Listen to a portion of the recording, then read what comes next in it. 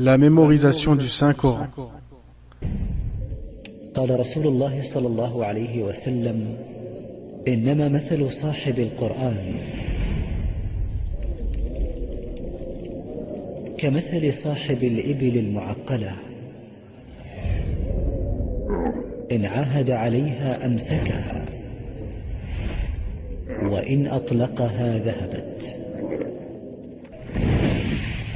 L'envoyé d'Allah, sallallahu alayhi wa sallam, dans ce hadith nous a mis en garde contre l'abandon du Coran et son oubli.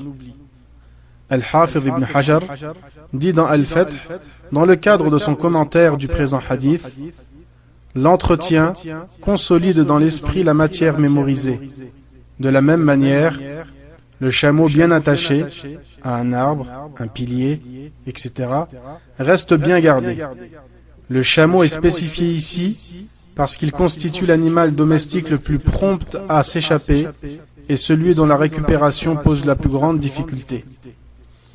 Il est bien connu que quand les chameaux se sauvent, leurs propriétaires ne les récupèrent qu'au prix de grands efforts. Il en est de même de celui qui a mémorisé le Coran. S'il ne le révise pas, il lui échappe. Il lui faudrait alors faire d'énormes efforts pour se remémorer. Pour bien fixer le Coran dans la mémoire, il faut prendre l'habitude de le réciter dans les prières en général et dans celles de la nuit en particulier. Les pieux prédécesseurs le lisaient le jour et le récitaient la nuit. Ceci, car le Coran est la parole d'Allah, la meilleure des paroles, le recueil des lois. Le lire est une adoration qui attendrit les cœurs, apaise les âmes et comporte de nombreux autres bienfaits. L'homme ne choisit pas d'oublier, comme il ne peut en être préservé. Mais ce que tu dois faire, mon frère, ma sœur, c'est apprendre ce que tu peux du livre d'Allah, le réviser et le lire devant quelqu'un qui maîtrise la récitation afin qu'il te corrige. Une fois par an, le prophète sallallahu alayhi wa sallam récitait la totalité du Coran à Jibril. Il le fit 2 fois l'année de sa mort. Mes frères, mes sœurs, si le prophète récitait le Coran et le révisait alors que c'était à lui qu'il était révélé, que dire de nous? Allah dit: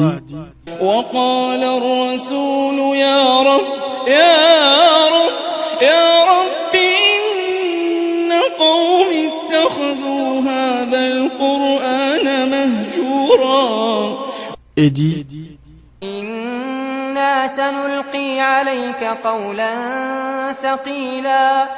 et dit enfin: